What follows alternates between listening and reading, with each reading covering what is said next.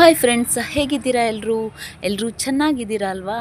ನಾನು ತುಂಬ ದಿನಗಳ ನಂತರ ಒಂದು ವಿಡಿಯೋ ಮಾಡ್ತಾಯಿದ್ದೀನಿ. ಯಾಕೆ ಗೊತ್ತಾ, ನಾನು ಇತ್ತೀಚೆಗೆ ಒಂದು ಟೂರಿಸ್ಟ್ ಪ್ಲೇಸ್ಗೆ ಹೋಗಿ ಬಂದೆ. ಆ ಪ್ಲೇಸ್ ಎಲ್ರಿಗೂ ಇಷ್ಟವಾದ ಪ್ಲೇಸ್, ನಮ್ಮ ಕರ್ನಾಟಕದಲ್ಲೇ ಇದೆ. ಆ ಪ್ಲೇಸ್ ಯಾವುದು ಅಂತ ಹೇಳಲಾ? ಕೊಡಗು. ಎಷ್ಟು ಚೆನ್ನಾಗಿದೆ ಗೊತ್ತೇನ್ರಿ ಕೊಡಗು. ನೀವು ಚಳಿಗಾಲಕ್ಕೆ ಕೊಡಗಿಗೆ ಹೋಗಬೇಕು ಕಣ್ರಿ. ತುಂಬ ಚೆನ್ನಾಗಿದೆ. ಅದನ್ನು ಭಾರತದ ಸ್ಕಾಟ್ಲ್ಯಾಂಡ್ ಅಂತಲೂ ಕೂಡ ಕರೀತಾರೆ. ಯಾಕೆ ಅಂತ ಹೇಳಿದರೆ ಅದರ ಪ್ರಕೃತಿ ಸೌಂದರ್ಯ ಅಷ್ಟು ಚೆನ್ನಾಗಿದೆ. ಹಾಗಾಗಿ ನೀವು ಟೂರಿಸ್ಟ್ ಪ್ಲೇಸ್ಗೆ ಏನಾದರೂ ಹೋಗಬೇಕು ಅಂತ ಹೇಳಿ ಐಡಿಯಾ ಮಾಡ್ತಾ ಇದ್ದರೆ ನೀವು ಕೊಡಗನ್ನು ಆಯ್ಕೆ ಮಾಡ್ಕೋಬೋದು. ಜೊತೆಗೆ ಇದ್ರ ಸುತ್ತಲೂ ಕೂಡ ತುಂಬ ಒಳ್ಳೊಳ್ಳೆ ಪ್ಲೇಸ್ಗಳಿದೆ. ಜೊತೆಗೆ ಊಟಿ ಇದೆ ಅಲ್ಲೇ ಹತ್ತಿರ, ಹಾಗೂ ಮೈಸೂರಿದೆ, ತಲಕಾವೇರಿ ಇದೆ, ಅನೇಕ ಕುಶಾಲನಗರದಲ್ಲಿ ಒಂದು ಗೋಲ್ಡನ್ ಟೆಂಪಲ್ ಇದೆ. ಹಾಗೆ ಸುತ್ತಮುತ್ತಲೂ ರಾಜಾ ಶೀಟ್ ಇದೆ. ತುಂಬ ಚೆನ್ನಾಗಿದೆ. ಮಡಿಕೇರಿಯಲ್ಲಿ ಒಂದಷ್ಟು ನೋಡಲಿಕ್ಕೆ ಪ್ಲೇಸ್ಗಳಿದ್ದಾವೆ. ನೀವು ಅಲ್ಲಿ ಹೋಗ್ಬಿಟ್ರೆ ತುಂಬ ಒಳ್ಳೊಳ್ಳೆ ಪ್ಲೇಸ್ಗಳನ್ನು ನೋಡ್ಕೊಬರ್ಬೋದು. ನೀವು ಒಂದು ಸಲ ಕೊಡಗಿಗೆ ಹೋಗಿ ಬನ್ನಿ ಅಂತ ಹೇಳಿ ನಾನು ಸಜೆಸ್ಟ್ ಮಾಡ್ತೇನೆ. ನನಗೆ ಇಲ್ಲಿಗೆ ಬಂದಮೇಲೆ ಒಂದು ಕ್ಯೂರಿಯಾಸಿಟಿ ಸ್ಟಾರ್ಟ್ ಆಯಿತು. ಈ ಕೊಡಗು ಹೇಗಾಯಿತು? ಇದು ತುಂಬ ಸಣ್ಣ ಜಿಲ್ಲೆ. ನಮ್ಮ ಕರ್ನಾಟಕದಲ್ಲಿ ಈ ಮಡಿಕೇರಿ ಮಾತ್ರ ಕೇವಲ ವಿರಾಜಪೇಟೆ, ಸೋಮವಾರಪೇಟೆ ಹಾಗೂ ಮಡಿಕೇರಿ 3 ತಾಲೂಕುಗಳನ್ನು ಸೇರಿ ಕೊಡಗಾಗಿದೆ. ಇಷ್ಟು ಸಣ್ಣ ಜಿಲ್ಲೆ ಹೇಗೆ ಇದರ ಹುಟ್ಟು ಹೇಗಾಯಿತು, ಇದರ ಇತಿಹಾಸ ಏನು ಅನ್ನೋದ್ರ ಬಗ್ಗೆ ನನಗೆ ಸ್ವಲ್ಪ ಕ್ಯೂರಿಯಾಸಿಟಿ ಸ್ಟಾರ್ಟ್ ಆಯಿತು. ಹಾಗಾಗಿ ಅಲ್ಲಿದ್ದವ್ರನ್ನ ಒಂದಷ್ಟು ನಾನು ಇದರ ಹಿಸ್ಟ್ರಿ ಹುಡುಕ್ತಾ ಹೊರಟೆ. ಆವಾಗ ನನಗೆ ಹಿಸ್ಟ್ರಿನ ಕೆಲವರು ಈ ರೀತಿಯಾಗಿ ಹೇಳಿದರು. ಈ ಕೊಡಗನ್ನು ಮೊದಲು ರಾಜ್ಯವನ್ನಾಗಿ ಗಂಗರು, ಕದಂಬರರು, ಹೊಯ್ಸಳರು ಹಾಗೂ ತಮಿಳುನಾಡಿನ ಚೋಳರು ಕೂಡ ಆಳಿದ್ದಾರೆ ಅನ್ನಲಾಗ್ತದೆ. ಇವರ ಆಳ್ವಿಕೆಯ ನಂತರ ಅಲ್ಲಲ್ಲಿ ಪ್ರಾಂತ್ಯಗಳನ್ನಾಗಿ ಮಾಡಿಕೊಂಡು ಪಾಳೆಗಾರರು ತಮ್ಮ ಆಳ್ವಿಕೆಯನ್ನು ಪ್ರಾರಂಭಿಸ್ತಾರೆ. ಸುಮಾರು 8 ಪಾಳೆಗಾರರು ಈ ಕೊಡಗನ್ನು ಅಲ್ಲಲ್ಲಿ ಪ್ರಾಂತ್ಯಗಳನ್ನಾಗಿ ಮಾಡಿಕೊಂಡು ಆಳ್ತಾಯಿದ್ರು ಅಂತ ಹೇಳ್ತಾರೆ. ಆದರೆ ಇವರುಗಳಲ್ಲಿ ಒಳಜಗಳಗಳು ತುಂಬ ಹೆಚ್ಚಾಗಿದ್ದು, ಒಬ್ಬರನ್ನೊಬ್ಬರು ಕಾಲು ಎಳ್ಕೊಂಡು ಒಬ್ಬರ ಮೇಲೆ ಒಬ್ಬರು ದಂಗೆ ಮಾಡಿಕೊಂಡು ರಾಜ್ಯಭಾರ ಮಾಡ್ತಾಯಿದ್ರು.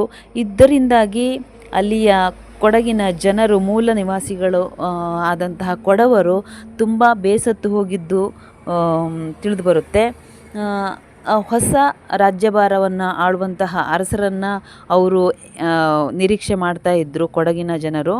ಇದೇ ಸಮಯದಲ್ಲಿ ಶಿವಮೊಗ್ಗದ ಇಕ್ಕೇರಿಯಿಂದ ಒಬ್ಬ ರಾಜಮನೆತನದ ವ್ಯಕ್ತಿಯೊಬ್ಬರು ಅಲ್ಲಿಗೆ ಬೂದಿ ಸ್ವಾಮಿ ಅಂತ ಹೆಸರು ಹೇಳಿಕೊಂಡು ತಲೆಮರೆಸ್ಕೊಂಡು ಕೊಡಗಿನಲ್ಲಿ ಹೋಗಿ ಅಲ್ಲಿಯ ಕೊಡಗಿನ ಹಾಲೇರಿ ಎಂಬ ಪ್ರಾಂತ್ಯದಲ್ಲಿ ನೆಲೆಸಿರ್ತಾರೆ. ಅಷ್ಟೇ ಅಲ್ಲದೆ ಅಲ್ಲಿ ಮಕ್ಕಳಿಗೆ, ಸಣ್ಣ ಮಕ್ಕಳಿಗೆ ನಾನು ಸನ್ಯಾಸಿ, ನಾನು ಪಾಠ ಹೇಳ್ಕೊಡ್ತೀನಿ ಅನ್ನೋ ರೀತಿ ಹೋಗಿ ನೆಲೆಸಿರ್ತಾರೆ. ಇದರಿಂದ ಎಲ್ಲ ಜನಗಳ, ಕೊಡವರ ಮನಸ್ಸನ್ನು ಅವರು ತುಂಬ ಸಂತೋಷಪಡಿಸಿರ್ತಾರೆ. ಕೊಡವರು ಕೂಡ ಇದರಿಂದ ತುಂಬ ಸಂತೋಷಗೊಂಡಿರ್ತಾರೆ. ಇವರನ್ನ ಕಂಡ್ರೆ ಪ್ರೀತಿ ವಿಶ್ವಾಸದಿಂದ ಕಾಣ್ತಾ ಇರ್ತಾರೆ. ಹೀಗೆ ಇವರನ್ನು ಈ ಒಳ ಜಗಳಗಳಿಂದ ಬೇಸತ್ತಿದ್ದ ಕೊಡವರು ಈ ಎಲ್ಲ ಪ್ರಾಂತ್ಯದ ಪಾಳೆಗಾರರನ್ನು ಅವರನ್ನೆಲ್ಲ ಕೆಳಗಿಳಿಸಿ ಒಬ್ಬನೇ ಒಬ್ಬ ರಾಜ ಈ ಎಲ್ಲ ಕೊಡವ ಪ್ರಾಂತ್ಯವನ್ನು ಆಳಲಿ ಅನ್ನೋದೇ ಅವರ ಇಷ್ಟವಾಗಿತ್ತು. ಹಾಗೆಯೇ ಈ ಬೂದಿ ರಾಜ ಅಂತ ಹೆಸರು ಹೇಳ್ಕೊಂಡು ಬಂದಿರೋಂತಹ ಬೂದಿ ರಾಜನನ್ನು ಮುಂದೆ ನಿಲ್ಲಿಸಿ ಕೊಡವರು ಅವನಿಗೆ ಪ್ರೋತ್ಸಾಹಿಸ್ತಾರೆ. ನೀವೇ ಈ ಕೊಡಗನ್ನು ಆಳ್ವಿಕೆ ಮಾಡಬೇಕು ಅಂತ ಇದಕ್ಕೆ ನಾವು ನಿಮಗೆ ಪ್ರೋತ್ಸಾಹ ನೀಡ್ತೀವಿ ಅಂತ ಸಹಾಯ ಮಾಡ್ತೀವಿ ಅಂತ ಕೊಡವರೆಲ್ಲ ಸೇರಿ ಈ ಪ್ರಾಂತ್ಯದ ಪಾಳೆಗಾರರನ್ನೆಲ್ಲ ಹತ್ತಿಕ್ಕಿ ಈ ಬೂದಿ ರಾಜನನ್ನು ತಗೊಂಡು ಹೋಗಿ ಕೂರಿಸ್ತಾರೆ, ರಾಜನನ್ನಾಗಿ ಮಾಡ್ತಾರೆ. ನಂತರ ಇವನಿಗೆ ವೀರರಾಜೇಂದ್ರ ಅನ್ನೋ ಹೆಸರಿಟ್ಟು ಮುಂದೆ ಇವನು 1600ರಿಂದ ಕೊಡಗಿನ ರಾಜನಾಗಿ ಆಳ್ವಿಕೆಯನ್ನು ಪ್ರಾರಂಭಿಸ್ತಾನೆ. ಕೊಡಗಿನ ಆಳ್ವಿಕೆಯನ್ನು ತುಂಬ ಚೆನ್ನಾಗಿ ನಿರ್ವಹಿಸಿಕೊಂಡು ಹೋಗುತ್ತಿದ್ದ ಈ ಬೂದಿ ಸನ್ಯಾಸಿಯ ಅಂದರೆ ವೀರ ರಾಜೇಂದ್ರ ಇವನ ಸಂತತಿಯೇ ಮುಂದೆ 1834ನೇ ಶತಮಾನದವರೆಗೂ ಕೂಡ ಕೊಡಗನ್ನು ಆಳಿದ್ರು ಅಂತ ಹೇಳಲಾಗುತ್ತೆ. ಸುಮಾರು 234 ವರ್ಷಗಳ ಕಾಲ ಈ ಹಾಲೇರಿ ವಂಶಸ್ಥರು ಕೊಡಗನ್ನು ತಮ್ಮ ಹಿಡಿತದಲ್ಲಿಟ್ಕೊಂಡು ಆಳ್ವಿಕೆ ನಡೆಸ್ತಾರೆ.